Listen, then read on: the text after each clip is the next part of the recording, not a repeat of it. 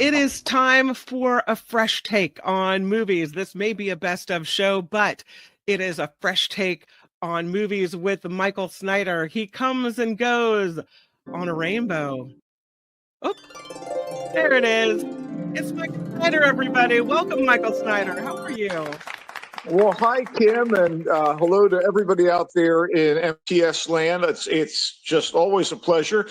And, we want to stay au courant, up to date with the new movies and Me TV too. offerings and nightlife. So even though, we are the only live and fresh bit of content today, I feel good about it. So let's dive in. What say you? Let's do it because I love Tom Cruise and I'm super excited about this movies that you're going to review. I don't know if you're going to do it first, but I'm excited to hear what you have to say. How could I not lead off with Mission Impossible: The Final Reckoning? And I got to say, Tom Cruise, as usual, runs like Forrest Gump on crack once more as Super Secret Agent Ethan Hunt of the Impossible Missions Force in what is being touted as the last installment of the multi-billion-dollar Mission Impossible movie franchise. Again, this is entitled The Final Reckoning. Portends an end. Anyway, this is the big. What do you got to say? I was just going to say, it seems like they're never going to end. There's never going to be enough, but he's kind of getting old.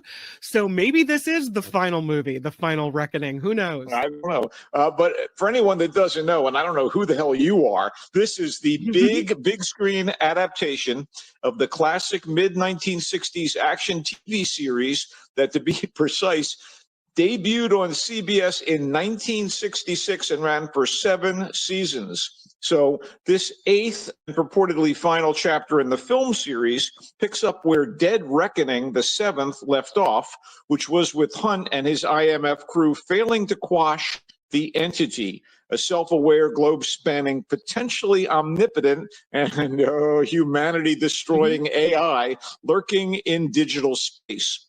So Hunt's band of world savers is back, including thief and newly joined comrade and potential love interest Grace, played by Haley Atwell. We love her as Peggy Carter in the Marvel movies. Okay. We get computer whiz Luther Stickle, played by Ving Rhames, and all-purpose sidekick and field agent Benji Dunn, played by Simon Pegg. They are again in competition with megalomaniacal villain Gabriel Martinelli, played once more by S.A. Morales.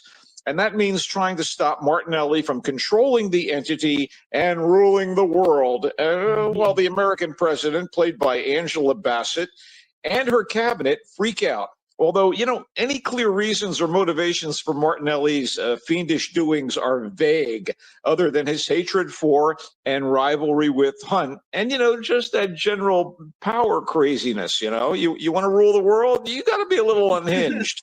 I love that they did Angela Bassett as the president. That's really cool. Well, she's also the queen of Wakanda. Speaking of Marvel movies, she's always in charge. Angela Bassett, she's a giant. Anyway, Mission Impossible: The Final Reckoning, co-written and directed by Christopher McQuarrie, as was the case in the previous 3 installments, is epic in length at a whopping 2 hours and 49 minutes. And it's a little confusing at first if you haven't seen the previous installment in a while. I mean, there's no previously on, so you're kind of flying blind. Anyway, it's also a lot of gratuitous set pieces broken up by short bursts of blather, but damn, it delivers 2 of the most jaw-dropping action sequences in movie history, with the flesh and blood crews doing the stunts, as usual, one underwater and one in the sky. And these are somehow even more amazing than the actors' pulse-pounding hang glider to the top of a running train fight scene in the last MI movie. Wow.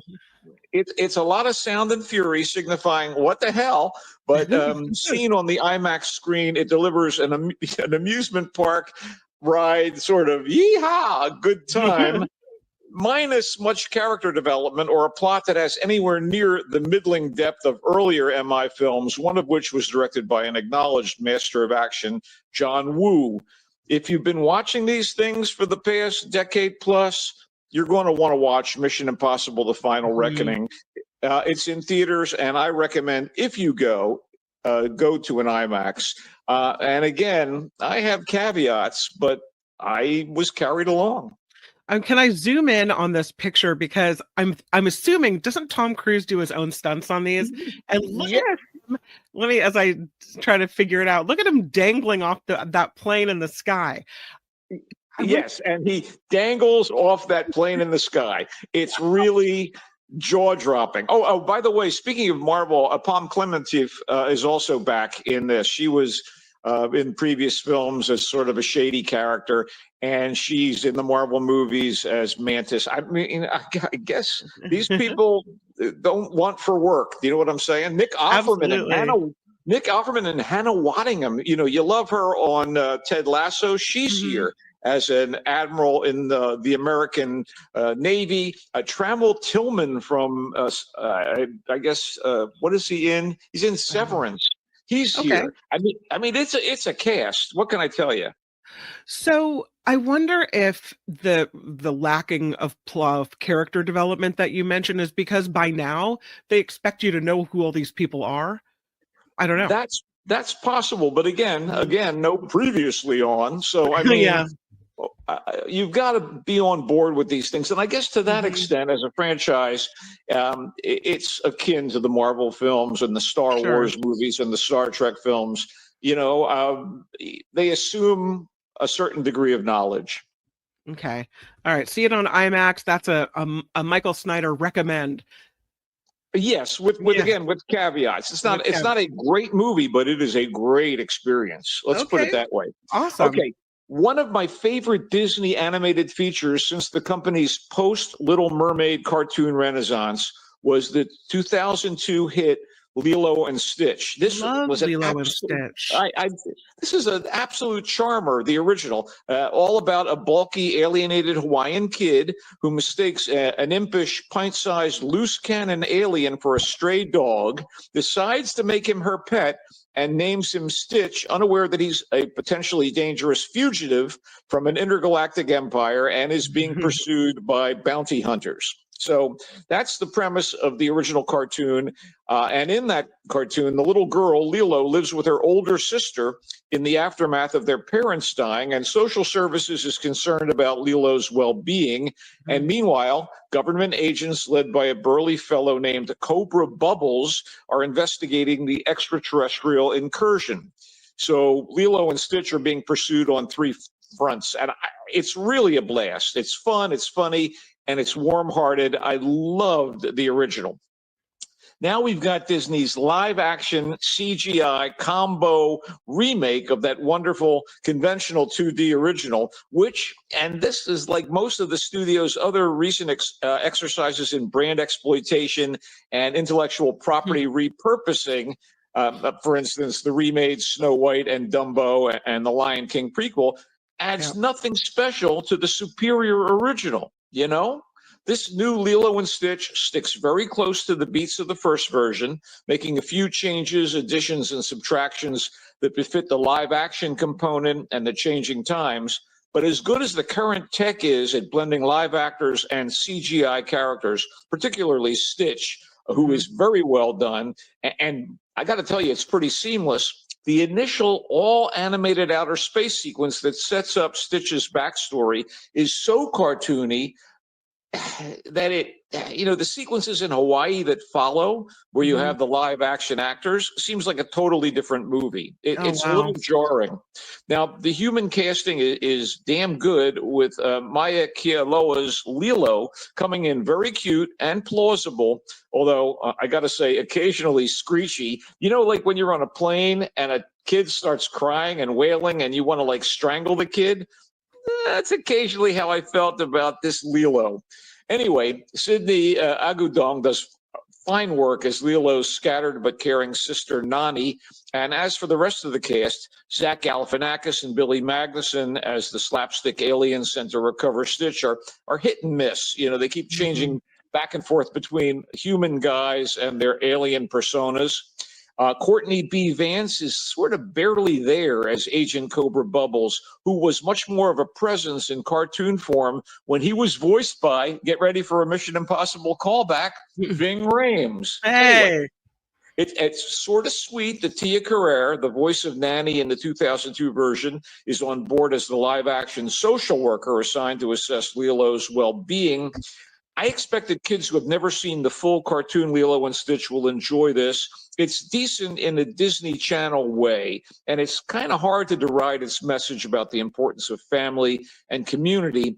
But as with so many of the other Disney remakes, to me, this is more about economics than it is about art. So my advice, if you're going to watch it, watch it. But you know what? Watch the original, people. It still holds up beautifully.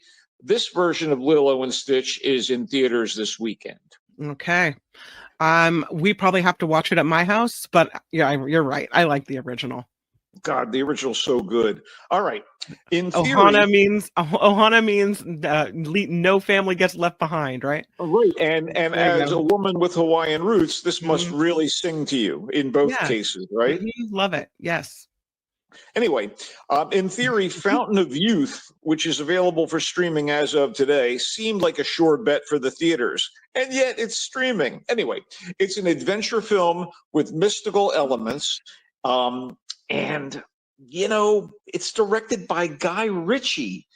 And this guy has been doing some damn fine work lately, including The Gentleman and The Covenant, but a couple of clunkers like The Ministry of Ungentlemanly Warfare.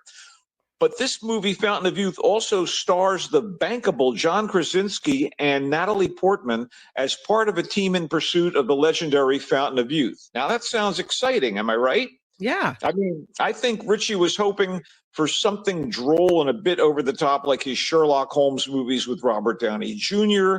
or his underrated period spy movie, The Man from U.N.C.L.E., based on the TV series. But this direct-to-Apple TV Plus feature does not live up to the talent involved or what appears to be a considerable budget due to location shoots and VFX. So Krasinski plays art thief Luke Perdue, who is in the process of snatching a group of paintings that will help him and his crew, financed by a billionaire with a terminal illness, find the titular fountain. And I guess, you know, the sick billionaire can use its waters to restore himself, right? Anyway, that's the theory. Portman is Luke's sister Charlotte, a curator at London's National Gallery, until Luke pulls her into his schemes with Thai gangsters, Interpol cops, and some kind of mystical protector on their tail. The rest of the cast features the esteemed likes of Donald Gleason as the wealthy Owen Carver, that's the billionaire, Isaac Gonzalez as the mysterious Esme, whose motives for stopping the Perdue's pursuits are questionable, Carmen Ejogo as Perdue crew member Deb, and Stanley Tucci as an enigmatic elder fellow whose screen time amounts to a couple blinks of the eye. I mean, I'm watching this and I'm thinking the Tucci sequences had to be shot in the Vatican. So either Ritchie caught him for a few minutes between takes on the Conclave set or during a break from his Tucci foodie tour of Italy TV series. Right. What a cast, though. That cast sounds amazing. I know. And Stanley is barely there. And I'm like, I need more Tucci. Anyway, I never bought Krasinski and Portman as brother and sister. He's in full smirk mode, and she looks like she's cashing a check. As far as the script and execution, the whole shebang comes off like Raiders of the Lost Da Vinci Code. It's derivative and not particularly stirring. But to be honest, I watched it dutifully and was not particularly bored. So the assessment is that Culture Blast standby, not terrible. Fountain of Youth is streaming on Apple TV Plus. I wish I had, I wish I was more on board with it, Also known as meh, Yeah, it's my version of meh. There you go. I watched the damn thing. Come on. Okay. Nothing like a good-natured rom-com dram, a romantic comedy with dramatic elements to cleanse the palate. And that's what's on tap with Jane Austen Wrecked My Life. Filmmaker Laura Piani's love letter to Austen, to the author's devoted fans, and to the struggles faced by all writers trying to put pen to paper or fingers to keyboard. So Agatha is a good-natured, appealing, and somewhat awkward single woman who works at Shakespeare and Company, the long-running British bookstore in Paris.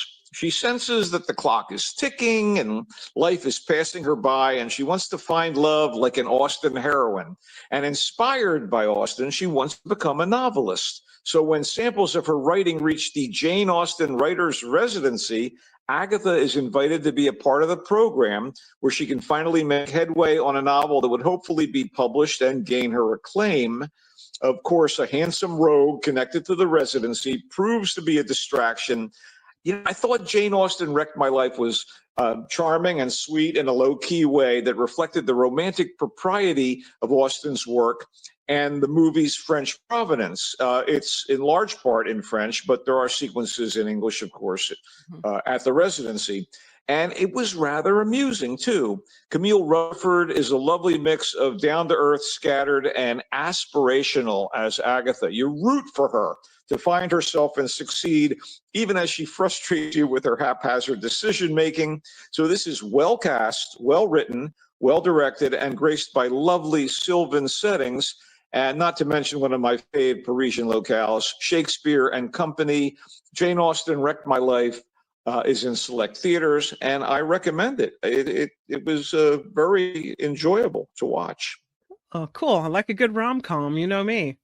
Yeah, I do. Okay, let's wrap up the new movie segment with The New Boy. Working on her home turf for a change, Cate Blanchett brings her skills to The New Boy, a modest but engaging period drama written and directed by Aussie filmmaker Warwick Thornton. A decidedly unglamorous Blanchett plays Sister Eileen, a nun in the Australian outback during the 1940s.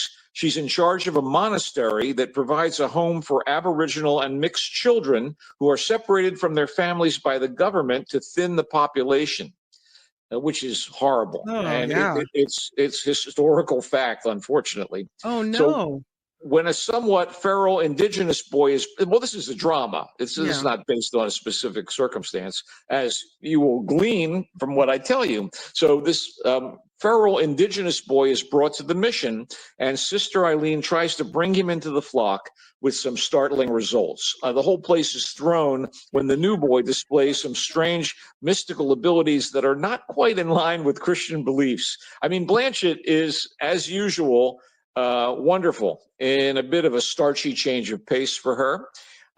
And Aswan Reed, the kid who plays the new boy, is a bit of a revelation. The whole enterprise is dappled by magical realism. I liked it. The New Boy is in select theaters this weekend and will be available for streaming on May 30th. Again, rather low key. And I would have to say that these last two films, The New Boy and Jane Austen Wrecked My Life, are the quality of this select 5 movies that are opening this weekend. I'm sorry, I had muted myself. This one sounds interesting, but maybe hard to watch. No, it didn't go down too difficultly. Okay. It was good.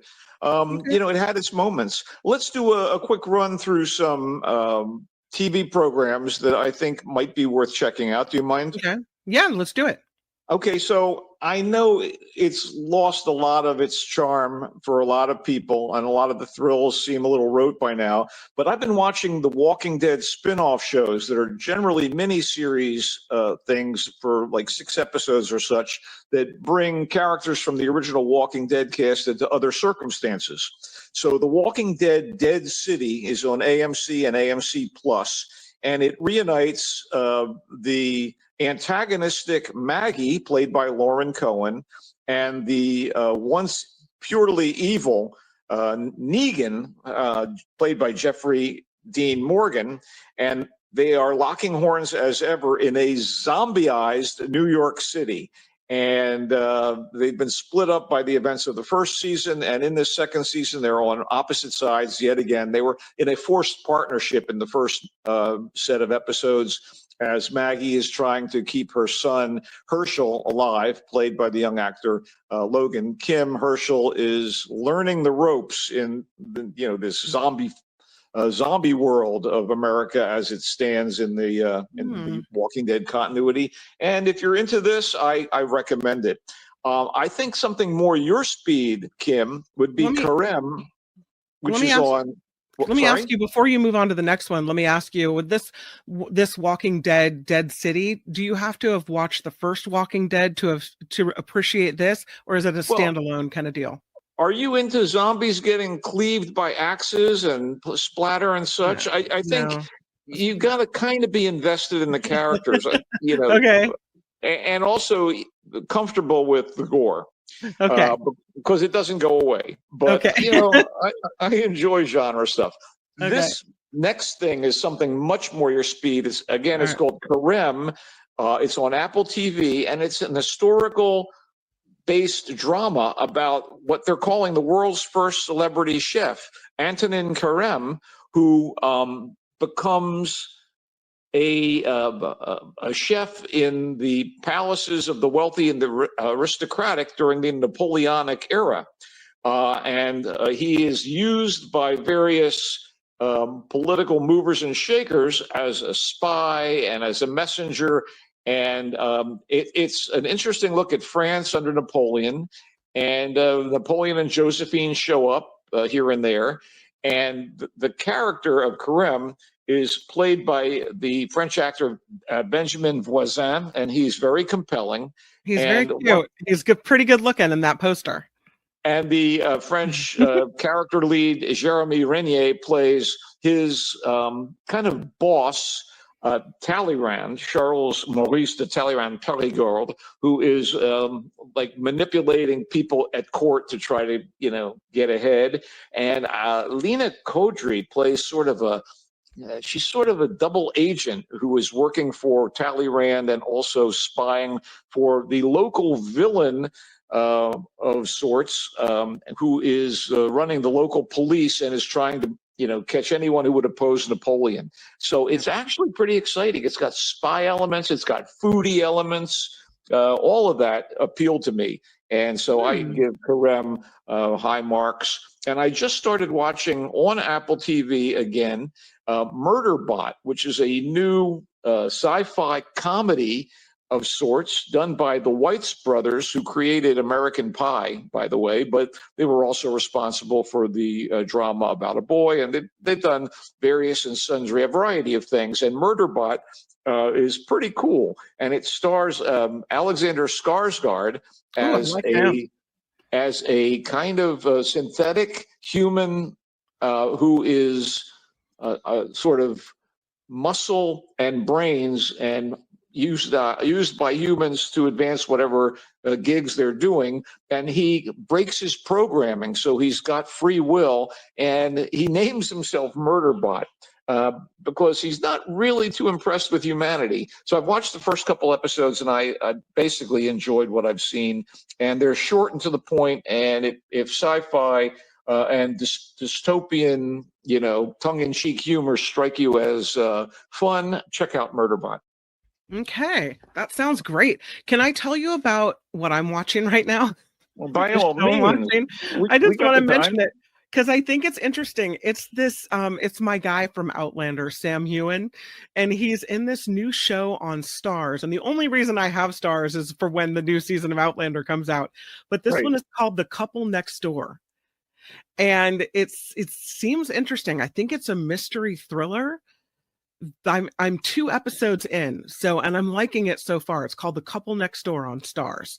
So that sounds kind of cool. Again, I'm only 2 episodes in on Murderbot, and I'm kind of committing myself to it, Yeah, absolutely. All right. Well, that sounds good. Anything else going on? Well, I will be back in Los Angeles this coming weekend, and I'm really excited because this Saturday night is the 3rd anniversary celebration of the space age themed dance party, the Constellation Club. And this goes down the last Saturday, the 4th Saturday of every month at the historic Hollywood night spot, the Formosa. With hosts and DJs Curtis Lindersmith and Olivia Camille Goodwin. And they spin records, and largely from Curtis's amazing collection of rare 45s. And Olivia plays the theremin as bridging music between sets of these wonderful singles. And the Formosa is a traditional Chinese-American restaurant, well, traditional, and bar, and it's long been a destination for movie, TV, and recording stars, and the beautiful people. And it was a hangout for Frank Sinatra and the Rat Pack, back in the day. And now it's a favorite for modern musicians, actors, dancers, fashionistas, and influencers, many of whom show up for the Constellation Club. So I'm excited about that. That sounds good. And when is that? That's Saturday night, starting at about 10 p.m. at the Formosa on Santa Monica Boulevard near La Brea. And it's free. It's free to get in, come in, have some of their custom cocktails and dance. I always, like to put in about 45 minutes straight of dancing. So I got to get my dance on, Kim. Get down, Michael Snyder. Thank you for being here. Any sports this weekend that we should keep our eye on? Well, it's amazing that the Giants are flirting with first place in the National League West. People don't take them seriously, but they've been doing really well, and I'm excited about my Giants. And I mourn, again, I must say, I mourn the Golden State Warriors having lost in the playoffs, but I'm hopeful for next season. And soon it's going to be 49ers training camp. So, I'm ready to roll, but right now it's all about the orange and black, my mighty Giants, and I wish them well this weekend. Thank you. Michael Snyder, everybody, and he comes and goes. Moderate. Michael Snyder, always lovely to have you. We'll see you next time. Yeah, absolutely. Farewell.